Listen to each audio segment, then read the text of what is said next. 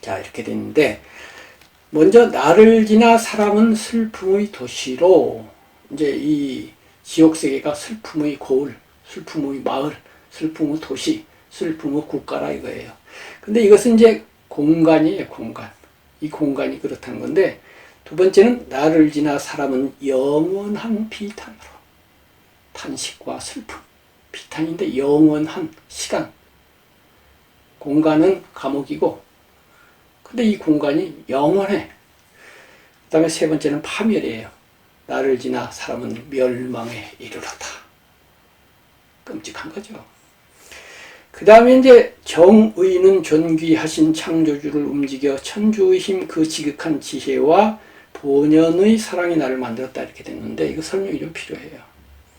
해석에 따르면 이것이 삼위일체를 말한다는 거예요. 왜냐하면 천주의 힘 하는 힘이 있고요. 두 번째는 지극한 지혜, 두 번째는 지혜가 있고 세 번째는 본연의 사랑, 사랑이 있어요. 그래서 힘, 지혜, 사랑이 삼위일체에서의 삼위에 해당이 된다는 겁니다. 힘은 성부의 전능, 전능이고요.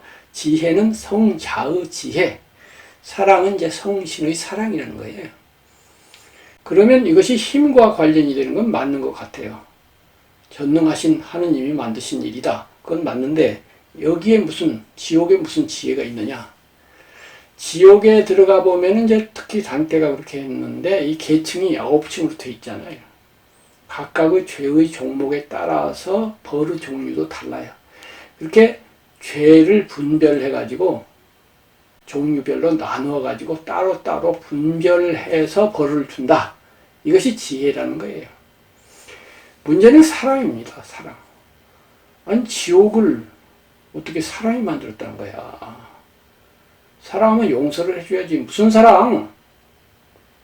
여기에서 이제 기독교 내지는 중세의 뭐 한계라고 할까요? 그런 게 드러나요. 그러니까 단테가 초시간적, 시간의 한계를 넘어서고 초공간적, 이탈리아 내지는 유럽이라고 하는 공간을 넘어서는 초시간적이고 초공간적인 위대한 작가인 것은 맞는데, 그러나 절반은 시간과 공간의 제한을 받는 작가인 것도 맞아요. 그는 중세의 작가로서 중세적인 사고방식을 벗어나지 못한 면이 있다 이거예요. 또 이탈리아 내지는 유럽적 사고의 한계, 그 한계도 보이고 있다 이거예요. 왜냐하면 그 당시 중세는 가톨릭적 구교적인 사고방식이 지배하고 있었는데 거기서 갑자기 그 뒷 사고를 가지고 이 작품을 쓸 수는 없었더라 이거예요.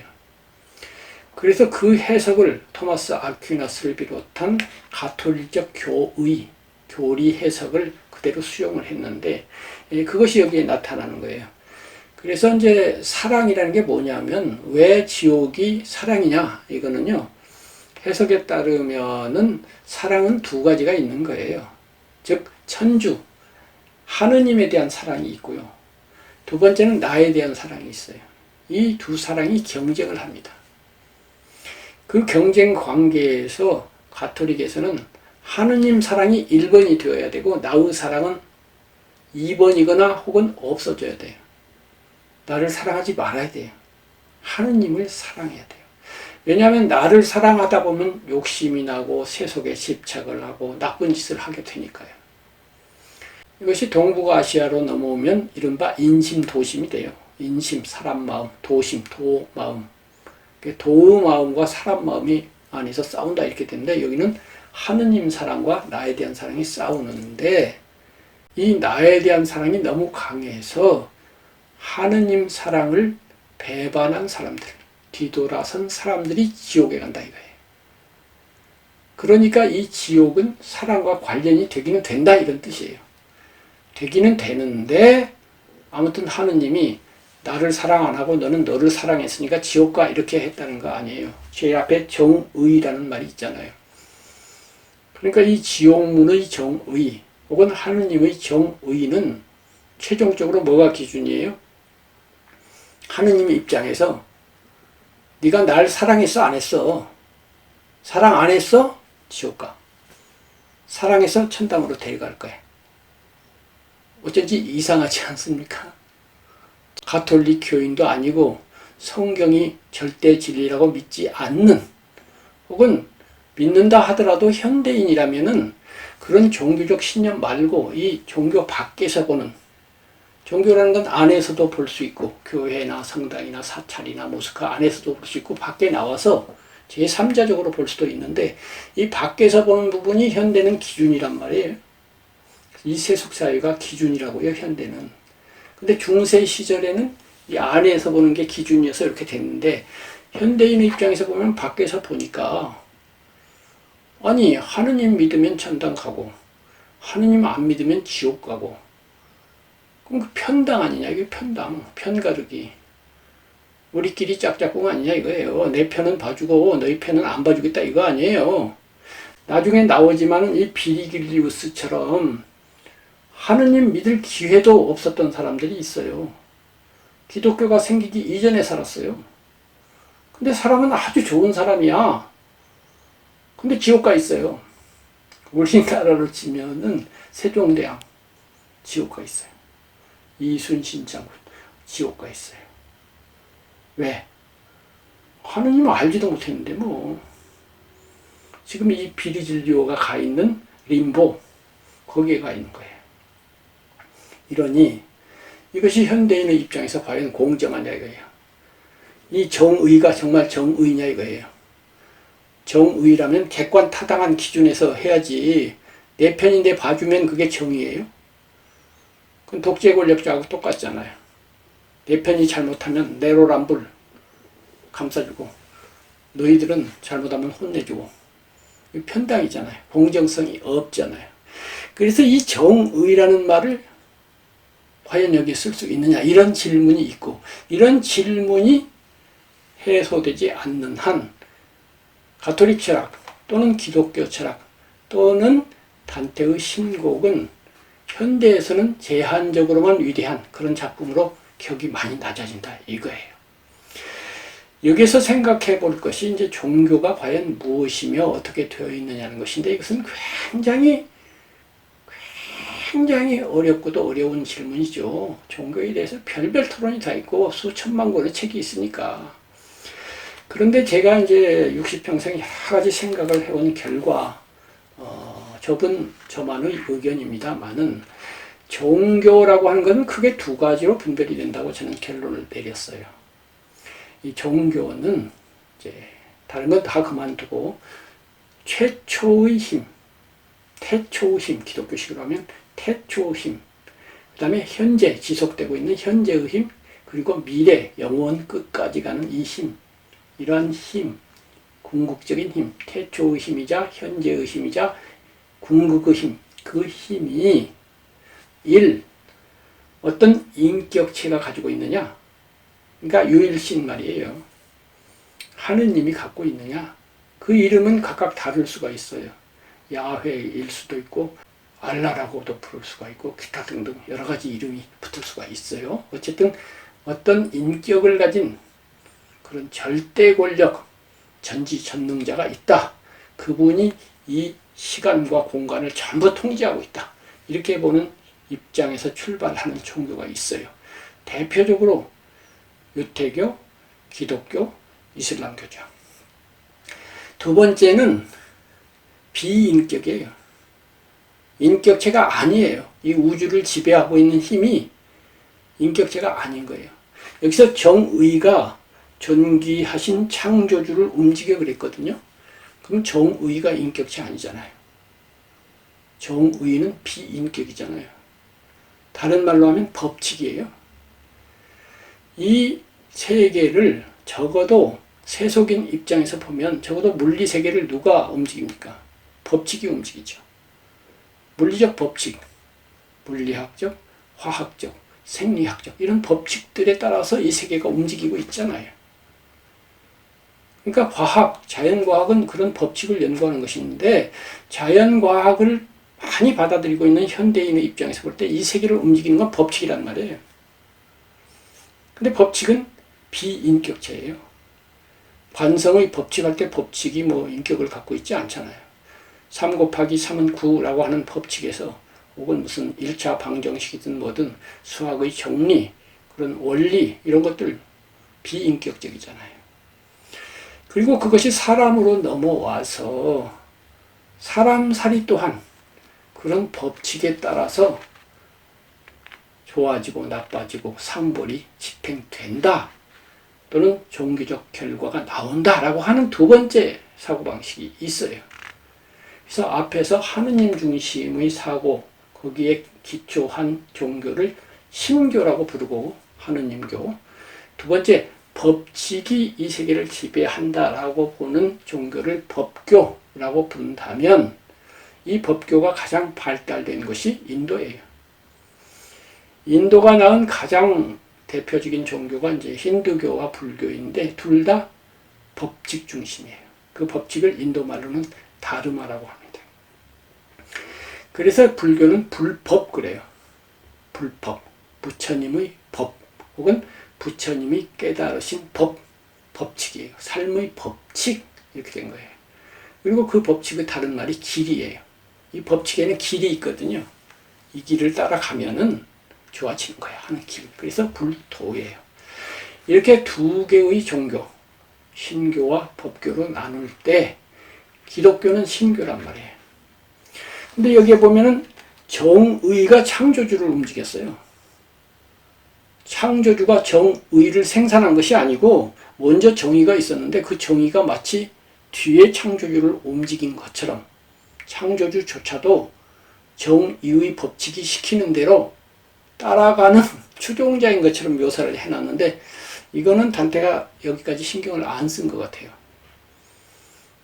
이렇게 되면 안 되고 창조주가 정의를 발동해서 이렇게 해야 맞지 정의가 창조주를 움직이면은 창조주에게 움직여라 라고 시키는 그 무엇인가가 있어지니까 이거는 선호가 바뀐 거예요. 법교가 돼버리는 거예요. 이렇게 되면. 번역이기 때문에 원본이 어떤지는 모르겠는데 다른 번역본을 봐도 대체로 이렇게 돼 있어요. 그러니까 어쨌든 간에 이렇게 되어 있는데 이 법교의 입장에서 볼 때는 아까 말씀드린 것처럼 이 창조주가 나를 사랑한 사람은 천당 데리고 가고 나를 안 사랑한 사람은 지옥으로 보낸다 라고 하는 것은 편당적으로 보여요. 그러나 거기에 대해서 또 기독교는 하느님의 신비 혹은 하느님의 너무나 절대적인 그러한 세계, 인지로 알 수 없는 전에 말씀드린 삼위일체처럼 야 너희들 그렇게 말을 해봐야 그건 인지 안에서 맨날 얘기하는 거야. 아인슈타인 앞에 앉아있는 초등학생 같은 소리 그만해. 여러 소리 말아. 그런 지성의 펜대를 꺾어버려. 하느님이 하신 건 다 맞는데 니들이 몰라서 그런 거야. 그러니까 그렇다면 그런 줄 알아. 어떻게 보면 좀 억압적일 수도 있는 또는 막무가내일 수도 있는 이런 교리를 해요. 그러다 보니까 지적으로 발달하면 발달할수록 반발심이 좀 생기고 근래 들어서 서양에서 이 불교 인구가 꽤 많이 늘고 있다고 그래요. 어떤 조사에 따르면은 미국에만 2천만 명의 불제자 내지는 친불교적인 사람이 있다. 이렇게까지 얘기를 해요. 그러면 2억 몇천 명 되니까 거의 10% 가까운 사람들이 그런 걸 알고 있다. 이렇게 됐는데 좀 믿으면 안 갑니다만 하여튼 그런 말이 있고 유럽, 특히 프랑스 같은 데 가면 친불교인들이 꽤 많다고 그래요. 그렇다면 그것이 왜 그러냐면은 세속사회가 점점 발달하면서 이런 편당주의, 우리 편은 잘 봐주고 너희 편은 안 봐주고 이렇게 하는 거에 대한 뭐 거부감 내지는 설득이 안 되는 거예요. 이 다르마, 법교에서는 그런 거 없어요. 특히 불교에서는 부처님을 더 믿었으니까 봐주고 이런 거 없어요. 그냥 선하게 살았으면 그걸 끝이에요. 부처님의 이름 하에 선했든 그냥 선했든 아무 관계가 없어요. 즉 세종대왕하고 이순신 장군이 지옥 갈 일이 전혀 없습니다. 이것이 불교의 설득력이고 이제 다르마 쪽의 설득력이에요. 그런데 또 반대로 보면은 이렇게 하면은요 굳이 불교 믿을 필요 없잖아요. 그냥 착하게만 살면 되잖아요. 이런 문제가 있어요. 그래서 신심이 약해요. 그에 비해서 꼭 우리 편이 돼야 돼 라고 강하게 밀어붙일수록 신심은 강해요. 신심이 강하다는 것은 배타성도 강하다는 거예요. 기독교하고 이슬람교를 비교하면 이슬람교가 그 점이 훨씬 강하거든요. 신에 대한 충성도가 훨씬 높단 말이에요. 훨씬 높으니까 이슬람 사람들은 그야말로 막 테러를 하면서까지, 그러니까 이슬람의 그 테러하는 사람들은 현대인이 아니에요. 중세인이에요. 중세인 사고를 갖고 있는 거예요. 2021년에 사는 게 아니라 1500년, 1300년 때 거기 가서 살고 있는 거예요. 그래서 내가 비행기를 가지고 쫙 빌딩에 가서 폭발을 하면 죽는 그 순간 벌써 그 다음에 나는 천당이야. 죽는 거 괜찮아. 천당이 이 세상보다 100배, 10,000배 좋은 데까지 걱정이 하고 겁없이 죽는 거예요. 그런데 이제 가톨릭과 개신교를 비교하면 또 개신교가 그 점에서 더 강해요.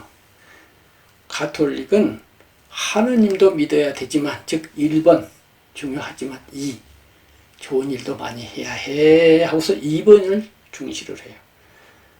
근데 개신교에서는 2번 필요 없어. 하느님 믿음만 가지고 구원이 결정돼.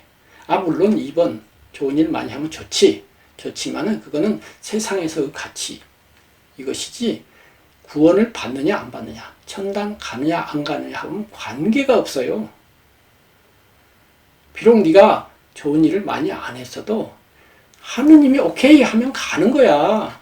이렇게 해서 1번 신에 대한 사랑만을 거의 유일하게 강조를 해요. 의인신앙이라고 하죠. 이른바 의롭다고 인정된다. 의인, 그거는 오직 신에 대한 충성으로서 결판이 나는 것이지, 인간으로서 뭐 좋은 일을 하고 이런 거는 의인하고 본질적으로는 관계가 없다라고 하는 그러한 신앙을 갖고 있어요. 출발할 때부터 그랬어요. 그러다 보니까 개신교가 가톨릭보다 타 종교에 대해서 더 배타적이에요. 그래서 일반인들의 눈에서 볼 때는 개신교가 제일 좀 멀리 느껴지고, 가톨릭하고는 좀 말이 되는데 이렇게 가까이 느껴져요. 그러나 자세히 들어가면 역시 1번은 가톨릭이든 개신교든 하느님에 대한 사랑이 구원을 결정한다. 똑같은 거예요. 이렇게 되어 있는 것이 이제 이 구절에서 다 나타나요. 그러고서 이제 나 앞에 창조된 것은 영원한 것 말고는 없어. 나는 맨 끝까지 남아 있으리니. 그러니까 애초부터 지옥이 있었던 건 아니에요. 벌할 필요가 생길 때 나중에 생긴 거예요. 그런데 생기기는 그렇게 생겼는데 이제 영원히 남아 있는 거예요. 그렇다면 여기에서 이제 희망을 버린다고 했는데, 이 희망을 버린다는 말이 우리가 일반적으로 희망을 버린다는 것보다 더 무시무시한 게 있어요.